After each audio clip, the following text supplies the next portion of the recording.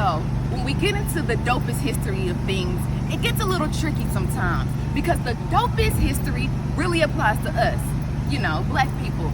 When I talk about the white people's story, they be on the other side hating and things. So we like to celebrate General Gordon Granger and things for, reading the General Order number 3 and all of these great things. But when you get into what it really said here, thank you, Miss Annette Gordon Reed, for letting us know. I'm going to read it to y'all. It really was some BS, okay? The people of Texas are informed that, in accordance with a proclamation from the Executive of the United States, all slaves are free, right? Free. In 2021, are we free? You answer that. You answer me, okay? This involves an absolute equality of personal rights and rights of property between former masters and slaves. This was in 1865, y'all. June 19th, 1865, right here in this location, this was being read. And then it starts off real nice, like, okay, we free. Personal rights, property rights between master and slave. Yes, this is what we want. But as you keep reading, you realize, hold up. Huh? Say what? So let's keep reading, okay? He said, the personal rights and rights of property between former slaves and the connection heretofore existing between them becomes that between employer and labor, and hired labor. Hired labor. They ain't say nothing specific about the wages and things of that sort. It just says employer and hired labor.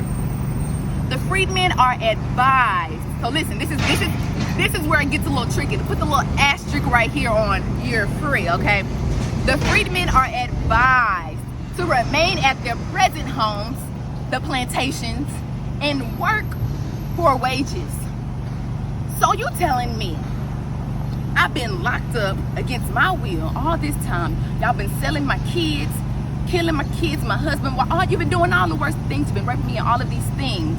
You telling me you're free, kind of, sort of, because now you have to stay here and work for quote unquote wages. How is that? We know that's not true. You ain't want to pay us for wages all these years. How? Because it's a new day, you're gonna start paying us for wages. We know that didn't happen. And if you didn't know, baby, get into some books, because it was a long, hard fight after the Civil War was over, right?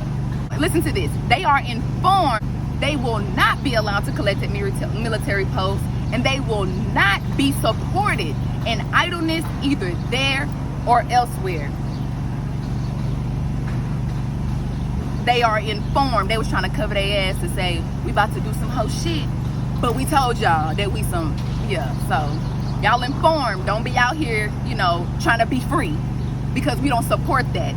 If you get hunted down, if you get sold back into, sneak slavery or whatever happens to you, that's on you. Said it. He said it right here at this location. This is or was the headquarters of the Union soldiers. We praise General Gordon Granger. We praise Abraham Lincoln. We praise the wrong people, honestly. We should only be praising ourselves, because it was us who decided, let's go. Because before General Granger even got here, we was already leaving the plantations. Juneteenth is celebrated, and we will forever celebrate it, because we decided to celebrate it. It has nothing to do about them. Don't forget that as we go into the national celebrations of things, this is our holiday.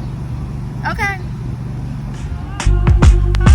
My city's so big it felt like you on top of the world if you want it. My city's so big it felt like you on top of the